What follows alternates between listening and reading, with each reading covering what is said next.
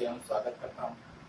आज मैं आपको प्रश्नावली 5.8 मैथ फर्स्ट की प्रश्नावली बताने जा रहा हूँ। जो मध्यमान प्रमेय, रोले प्रमेय इसका इनाम है और बहुत ही इम्पोर्टेंट जो बोर्ड एग्जामिनेशन में इसके एक न एक जरूर प्रश्न आता है। रोले के प्रमेय क्या?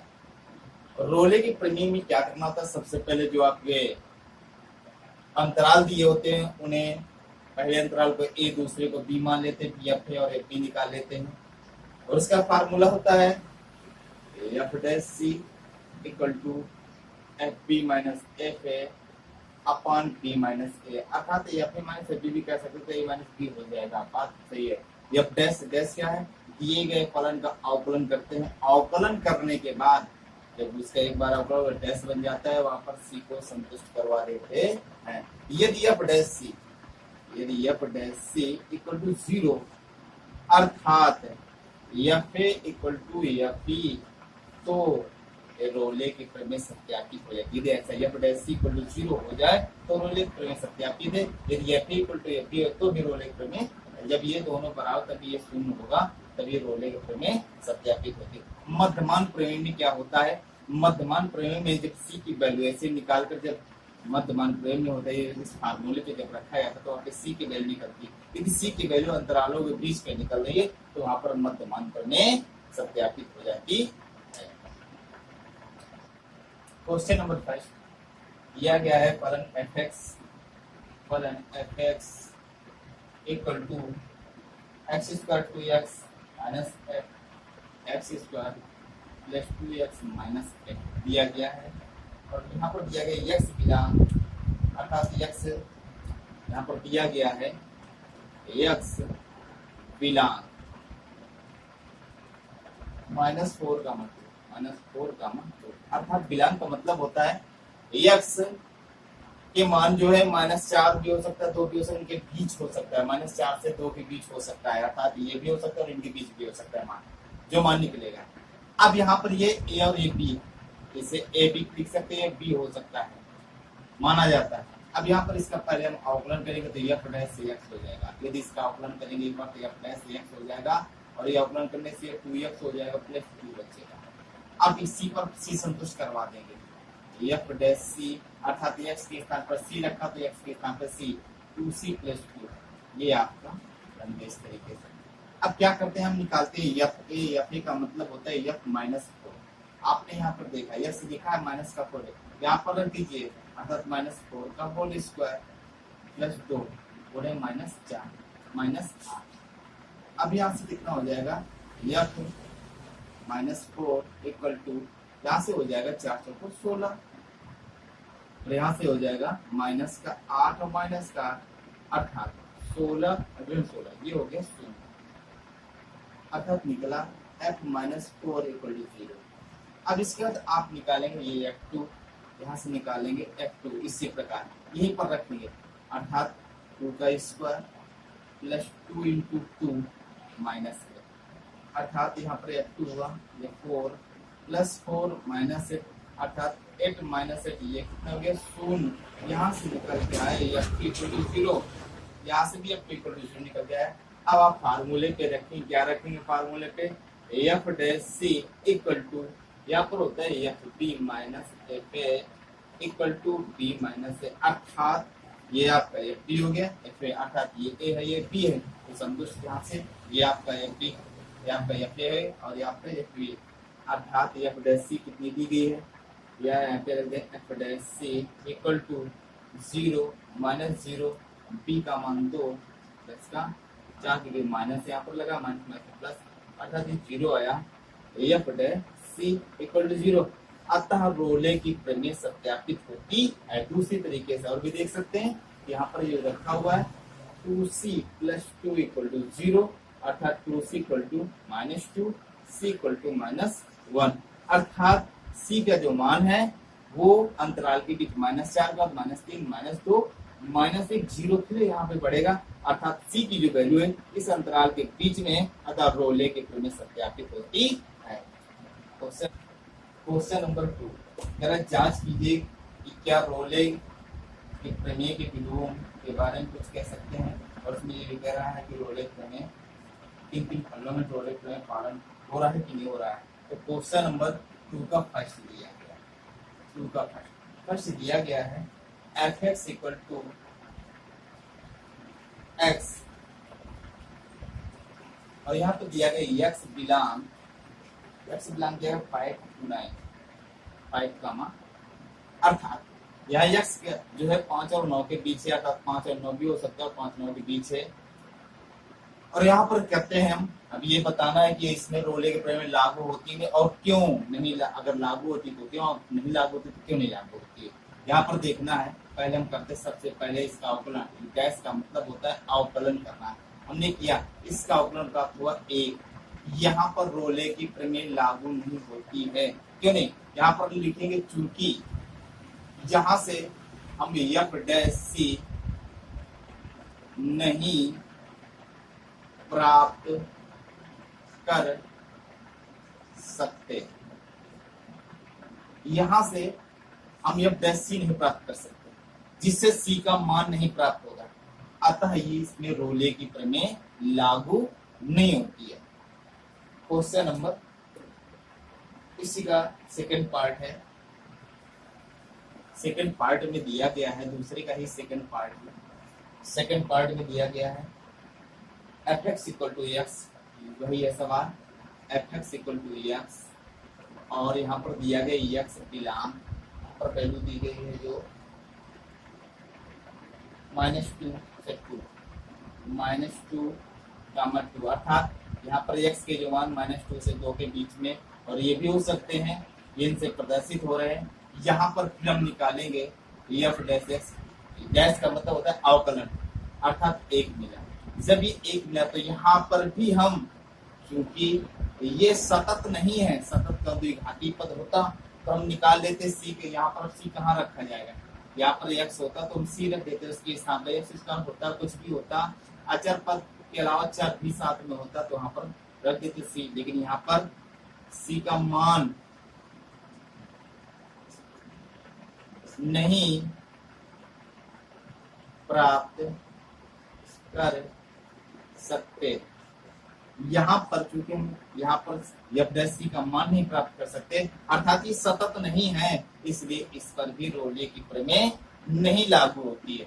अब इसका थर्ड पॉइंट क्या है, थर्ड पॉइंट में दिया गया है F x equal to x square minus 1, F x equal to x square minus 1, और यहाँ पर एक्स बिलोंग पे दिया गया है एक्स बिलोंग 1 कामा 2, यहाँ पे एक्स बिलोंग। अब यहाँ पे इसका अवकलन एफ डैश एक्स, यहाँ पे हो जाएगा 2x माइनस 0, अर्थात इसका 0 हो जाएगा, अर्थात F dash X equal to 2x। यहाँ से क्या है, यहाँ लिख सकते हैं, जब यहाँ पर चूंकि यहाँ पर लिखेंगे एफ डैश सी हो जाएगी 2c, यहाँ पे लिख देंगे क्योंकि ये सतत है, क्योंकि ये सतत है, अर्थात एफ डैश सी का मान प्राप्त कर सकते हैं, जिससे सी का मान प्राप्त हो जाएगा, अतः इस पे रोले की प्रमेय लागू होती है। क्वेश्चन नंबर थर्ड कह रहा है, यदि f x belong bracket -5 arrow R एक संतत फलन है, अर्थात संतत तो रोले के प्रमेय का पालन हो रहा है इसके। और देखिए एफ डैश एक्स किसी भी बिंदु पर शून्य नहीं होता, अर्थात ये भी दिया गया है या such that -5 एरो आर एक संतत फलन है, अर्थात इस पर रोले की प्रमेय का पालन हो रहा है। और ये भी दिया गया है F dash x does not equal to 0, तो सिद्ध करना है आपको कि f-5 सिद्ध करना है आपको, f-5 does not equal to f5, ये सिद्ध करना है। तो यहाँ पर आपको लिखना होगा, ये थ्योरेटिकल सब, यहाँ पर लिखना होगा रोले की प्रमेय के लिए, रोले की प्रमेय के लिए ये संभव होना चाहिए f A equal to F b, होना चाहिए रोले की प्रमेय के, और f dash C equal to 0 होना चाहिए। यह रोले की प्रमेय के कंडीशन है। अब इस रोले के प्रमेय में f equal to F b और f dash equal to c होना चाहिए। लिखेंगे जब दिया है कि f dash x does not equal to 0, तो f dash c does not equal to 0। जब ये f dash c does not equal to 0 होगा, अतः सिद्ध होता है f minus 5 equal to does not equal to f 5। जब ये शून्य नहीं होगा, अर्थात ये दोनों आपस में बराबर नहीं होंगे। जो सिद्ध करना था वो सिद्ध हो गया। क्वेश्चन नंबर 4 दिया गया f x equal to x square minus 4x minus 3, a equal to 1 b equal to 4। करें मध्यमान प्रमेय सत्यापित कीजिए। मध्यमान प्रमेय रोले प्रमेय का थोड़ा विस्तृत रूप है। इस दोनों को एक ही, इसे लॉरेंज प्रमेय भी कह देते हैं। मध्यमान प्रमेय, रोले प्रमेय, लॉरेंज प्रमेय, दो सभी में एक ही कंडीशन लगाना पड़ता है। बस ये होता है कि रोले के प्रमेय में दिया होता है F dash C equal to 0, ये हमें मालूम होता है। अर्थात इसमें होता है F A equal to F B Rolle की प्रमेय में, और लॉरेंज अर्थात मध्यमान प्रमेय में आपको ये निकालना पड़ता है, सी की वैल्यू निकालनी पड़ती है यहाँ पर। अब देखते हैं यहाँ पर नियम वही, पूरा कंडीशन, सारा काम वही। क्या सबसे पहले इसका आकलन करेंगे, अर्थात एफ डैश एक्स आकलन किया एफ डैश एक्स यहाँ से, और 2x माइनस 4 इसका हो जाएगा 0, से नहीं लिखेंगे। अब यहाँ से हम क्या करते हैं, एफ डैश सी प्राप्त करते हैं।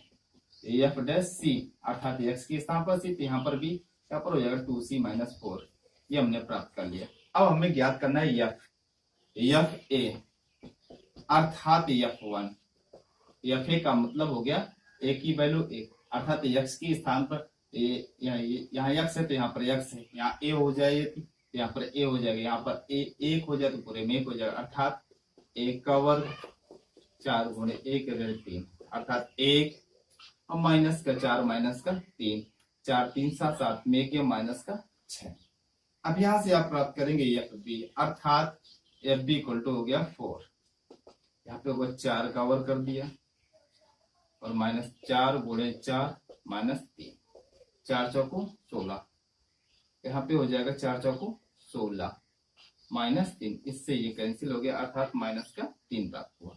अब यहां से हम क्या करते हैं, सूत्र होता है F dash C equal to F B minus F A upon B minus A. F dash C ये आपका रखा है, अर्थात 2c minus 4 equal to 2c minus 4 equal to F B कितना दिया गया, ये दिया गया अर्थात माइनस 3 है, माइनस 3 लगा, एफ ए कितना प्राप्त हुआ हमारा माइनस 6, और माइनस 6 लिख दिया अपॉन बी, बी कितना 4 और ये माइनस का, अर्थात ये हो गया 2c minus 4 equal to minus 3 plus 6 by 3। यहाँ से कितना बचा 3 बाई 3, 3 एकम, अर्थात यहाँ से हो गया 2c minus 4 equal to 1, 2c equal to हो गया 5, ये उधर जाएगा जुड़ जाएगा, c इक्वल टू हो गया 5 बाई 2, अर्थात c कितना हो गया, भाग देंगे 2.5, लगभग इतना आएगा, ये c की वैल्यू आ गई। अब देखते हैं जो c की वैल्यू इन अंतरालों के बीच है कि नहीं। आप देखते हैं 1 और 4 के बीच ये मान आएगा, 1 के बाद 2 आएगा, 2 के बाद आधा, 2.5, 3, 4, इस तरीके से ये इसके बीच है, अतः मध्यमान प्रमेय सत्यापित होती है। Question number 5 f x equal to x cube minus 5x square minus 3x a equal to 1 b equal to 3 कह रहे हैं मध्यमान प्रमेय सत्यापित कीजिए। सबसे पहले इसका हम आकलन करेंगे, तो हो जाएगा 3x square minus 10x minus 3। अब यहां से हम करते क्या है, यहां से आपको एफ डैश सी प्राप्त करना है, अर्थात ये बन गया 3c square minus 10c minus 3, ये इस तरीके से हो गया। अब हम पहुंचे, यहां से प्राप्त करेंगे एफ ए, अर्थात ए इक्वल टू 1, अर्थात एफ 1 प्राप्त करेंगे, 1 क्यूब माइनस 5 1 का स्क्वायर माइनस 3 इंटू 1, यहाँ से हो गया 1 माइनस का 5 माइनस 3, 5 3 8, यहाँ पे बचेगा माइनस का 7। अब यहाँ से हम एफ बी प्राप्त करेंगे, अर्थात बी इक्वल टू 3, यहाँ पर मान रखेंगे, 3 का क्यूब माइनस 5, 3 का स्क्वायर माइनस 3 गुणे 3, यहाँ पे 27 हो गया, माइनस 5 और 3 3 का 9, माइनस 9। यहाँ से हो गया 27 ऋण 45 ऋण 9। यहाँ से आपका बनेगा FP प्राप्त होगा, अर्थात FP इक्वल टू F3 जो प्राप्त होगा, यहाँ से हो जाएगा 27 ऋण 9 कौन 14, अर्थात यहाँ से 54 पर, और 27 दूना 54, F3 अर्थात FP इक्वल टू यहाँ से हो गया माइनस का 27। ये आपका मान इतना प्राप्त हो गया। अब हम यहाँ से फार्मूला लगाते हैं, F dash C equal to F B minus F A upon B minus A. F dash C यहाँ पर है 3c square minus 10c minus 3 equal to F B. B कितना दिया गया, यहाँ पर ये आपको माइनस 27 दिया गया है, माइनस एफ ए कितना माइनस 7 प्राप्त हुआ है, ये हो गया अपॉन बी 3 माइनस 1। यहाँ से हो गया 3c square minus 10c minus 3 equal to minus 27 plus का 7 बटे यहाँ पे 2 प्राप्त हो गया, बराबर माइनस का 20 बटे 2, अर्थात यहाँ से हो गया 10, अर्थात माइनस का 10 हुआ, ये इधर आएगा तो आ जाएगा 3c square minus 10c minus 3 धन का 10 बराबर 0। यहाँ से आ गया 3c स्क्वायर माइनस 10c और प्लस का 7 बराबर 0। यहाँ से हो गया 7 3 का 21। फैक्टर्स करने हैं, आगे देखते हैं। यहाँ पर इसके फैक्टर्स करने हैं हमें, जब फैक्टर्स इसके करेंगे ऊपर यहाँ पे देखते हैं 3c square minus 10c plus का 7 इक्वल टू 7 3 का 21 और 7 3 10 होता है, अर्थात 3c स्क्वायर माइनस